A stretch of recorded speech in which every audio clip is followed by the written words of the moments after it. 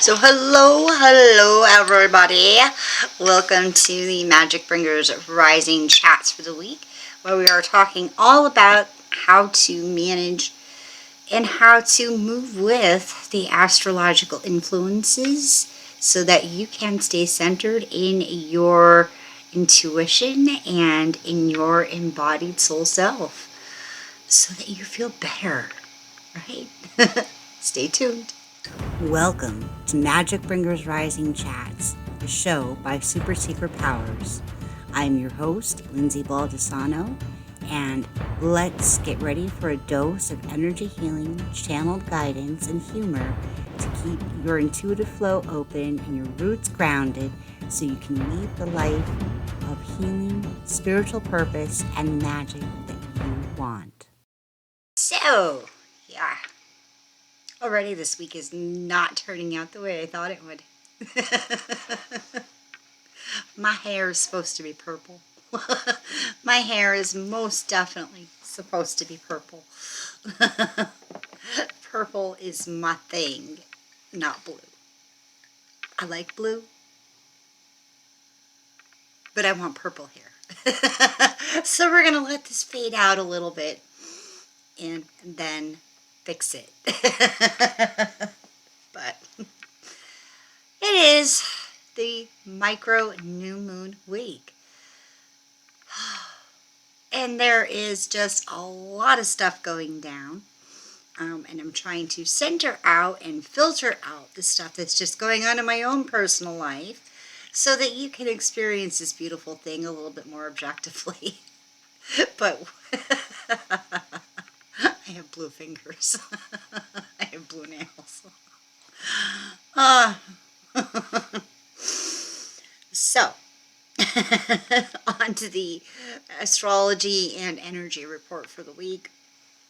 Yeah, it's going to be a sensitive week. It's going to be a week full of big vision. It's going to be a week of, in a way, soul coming home. But it might not come home in the most peaceful of ways because we got a lot of Mercury action this week.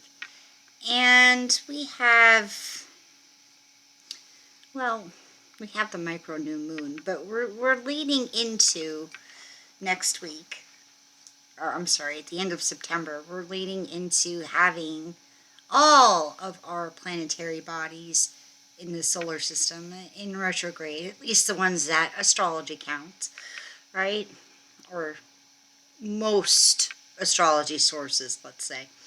Because there are some that count like Vesta and Pallas and like those asteroids and whatnot, but I don't really go that deep in here because why? Because this is more about living with it than it is about being completely detailed in the astrological report. Because in the long run, when you wake up and you roll out of bed in a given day, are you really going to be like, I think Pallas is acting up? You're going to be like, whoa, what the hell happened to this world? I woke up in a totally different world once more again since this all started back in like July. So let's fix that perception. And we don't need to go super detailed into all of what everything in the universe is doing in order to do that, because really the answers all come from in here. Well, in here, especially when we are in our alignment. And in here, when we are being open-hearted and healing unto ourselves so that we're coming back to wholeness each and every moment as much as possible, right? Because none of us are Buddha, at least yet. Caveats. But, yeah, so I really think, of course, the highlight of the week is going to be the new moon, which is like Wednesday. And that is on top of all of the retrogrades. At the moment, there are 5. Next week, there'll be 6. And then the week after, there will be 7. Actually 8. Because I am counting Chiron. But, yeah, because it's going to be we don't have micro new moons all that often. We don't necessarily even have them once a year. But this is the only one for this year. And it's just really going to put that extra edge on all of our emotional guidance that is coming through. And this is a week where Healer Lindsay would say things, and I've been talking about myself in third person lately just because I'm just like, personal Lindsay's like, but Healer Lindsay's like, no, I hear that too. Intuition is certainly calling that in, no matter what I feel. And that's part of what I'm going to say here, is that your personal feelings and your in the moment feelings, well, yes, they are guidance. They are not always 100% literally the truth. Let's keep that in mind this week for ourselves and when we are communicating with others who are also going through these very sensitive energies, right? It is not always the truth, but it is the way in which we are nudged closer back to center, closer back to aligned action, aligned thought, just being in a space where we are actually okay with ourselves and with the way things are going, even if they feel a little hectic, interrupt driven, all over the place, and your hair turns out Smurf blue instead of, maybe not Smurf blue. My sister-in-law said Superman blue, I don't know, instead of purple. And this weekend, it's going to be a mental weekend, right? So to be up in our heads also in this energy, it, like, that adds like a whole other layer of, oh my God, what the hell happened to this world kind of feelings. So, and I feel like I say this a lot, but that doesn't mean it's true. It's not true. I mean, it doesn't mean that's the only thing I ever have to say. But when I'm speaking generally for the collective, I don't get too specific because I can't call out like Jessica needs this. But certainly what's going to help the majority of us is to ground, and is to center. It is to find the time and space, even if it's a mini staycation, where you say, all right, I am just going to sit and breathe and enjoy what I can enjoy right now, even if it's, just getting to the park on my lunch breaks. I'm going to enjoy the sunlight. I'm going to enjoy the 20 minutes I have to not have to do anything but be. Right? Because we can plan everything to death. Our manifestations, our this is how I want to get everything out of this week kind of planning. We can plan it all to death. And what that does is it puts expectations and it puts pressure on everything we're doing, on all of the people we feel like we have to corral or get agreement from in some way. And why? Why? That's not the energy that's going to help you balance out all of the mind stuff and the emotional stuff that could come up this week, because we are in the matrix where these sorts of energies are going to be predominant for the next week, 2 weeks, probably until mid-September.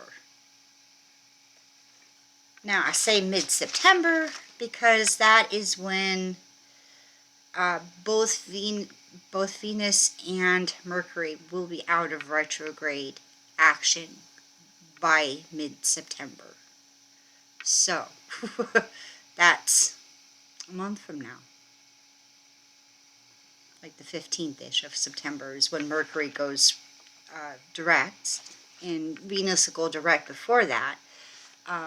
But Mercury tends to have people, things, events, situations, communications, electronics, a little bit more janky than usual, because it's trying to push us toward upgrading, or at least toward maintenancing the stuff that we use as the foundation for our lives. So the stuff we use, I mean, we use communication a lot, of course, but we use our computers, we use, the memory in our computers, like all of these things that help pave the way for ease in life. If there's something a little hinky about the way it's been working, expect Mercury to really call that to your attention in some way, shape, or form. Doesn't mean you have to love it. Doesn't mean it's necessarily going to come up at the most ideal time.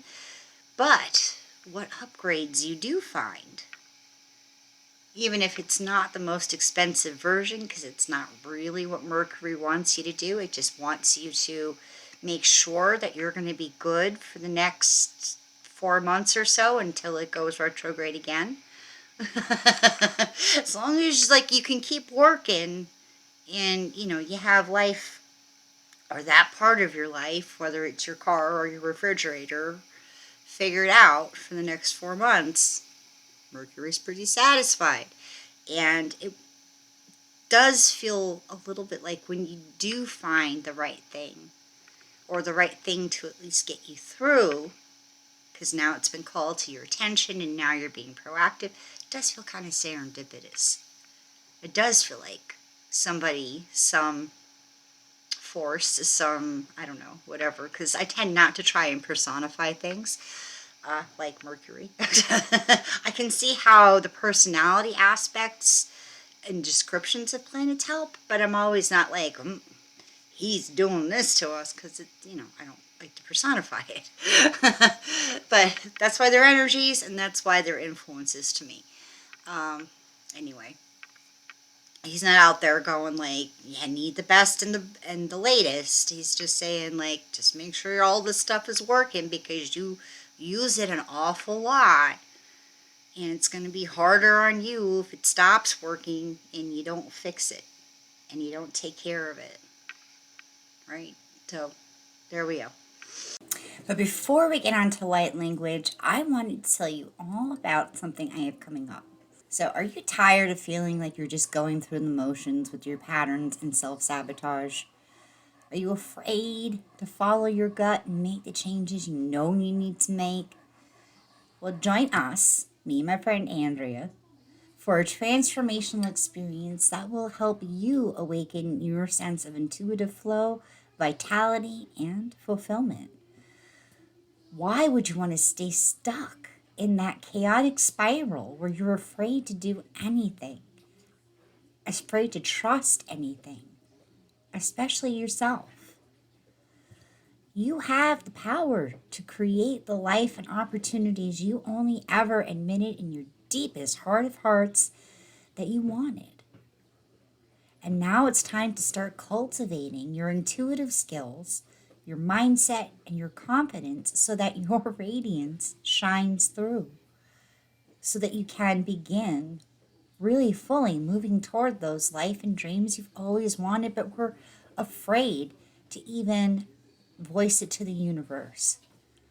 So grab your space in our 5-day masterclass experience, Unleashed, and look for the links for that either above or below, depending on what platform you're on, in the show notes. And of course, it's free. We're about a month out. It starts September 4th. And I cannot wait to see you there. And I cannot wait to see what magic, guidance, and healing comes through during that free experience.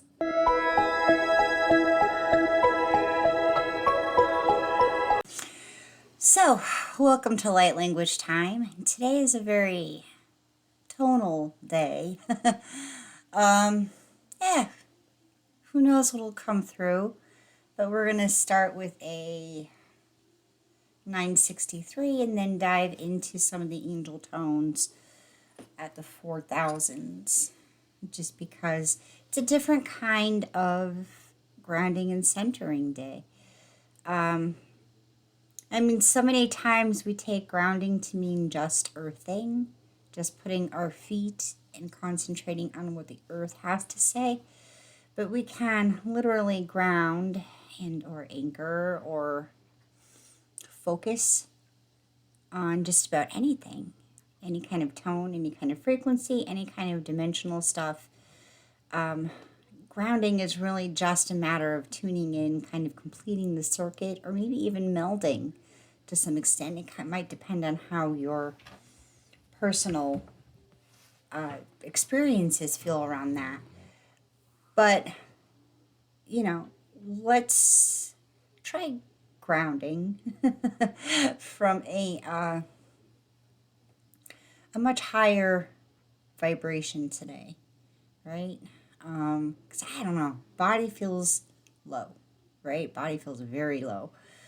And so we just kind of want to remind ourselves and maybe have some kind of personal experience around feeling lighter, brighter, bigger, but more powerful, not diffuse.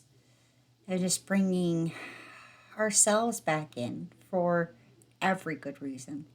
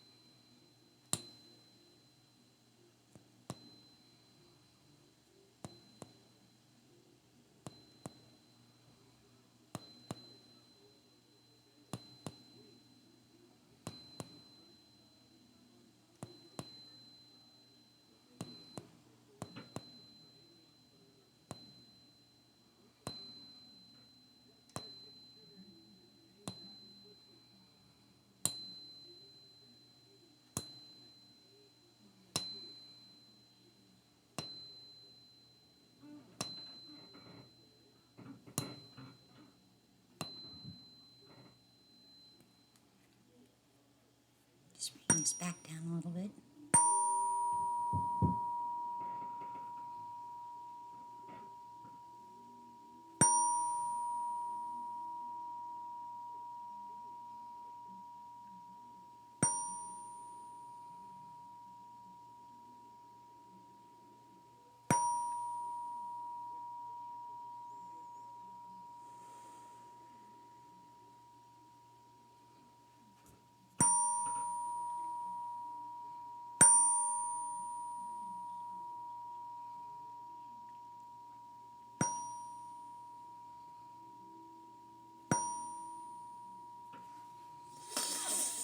I don't know about you, but I feel like it's just a okay now.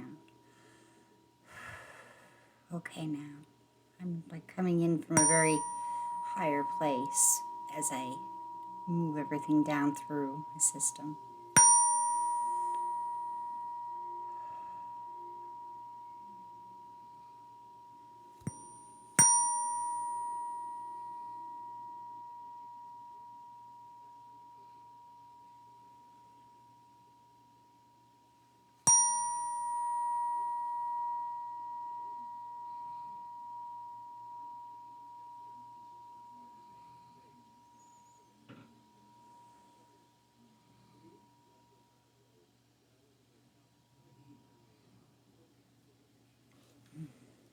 Well, I hope that helps. I know that helped me.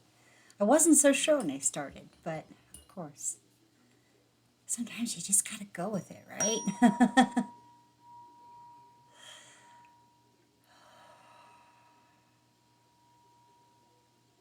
And I really hope this kind of tunes you to and helps you experience more of your timeless, out of time, but yet in the flow of all time kind of eternal self. Because I think there's something to that time stuff this week. Like distinguishing the timing and the flow and the rhythm behind what is coming in for you so that you are in time with it instead of trying to push your own time.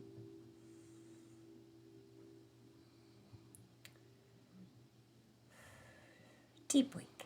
Deep week. Thank you, Neptune. Thank you, what water influences there are this week. And thank you for showing up for yourself, for the collective, and thank you for being part of my audience. But now don't forget to sign up for the Unleashed 5-day masterclass experience for vitality, confidence, and intuitive flow. We'll be doing a lot of this kind of stuff. Me and Andrea always do a live every day of the experience to kind of supplement what the lesson was about and to just, chat and get to know you and get to know what kind of experience we might need to, tailor or customize that experience for the particular group of people we have. And I'm excited. I'm excited to bring forth that magic. This stuff is awesome to me. But I will see you next week for next week's Magick Bringers Rising.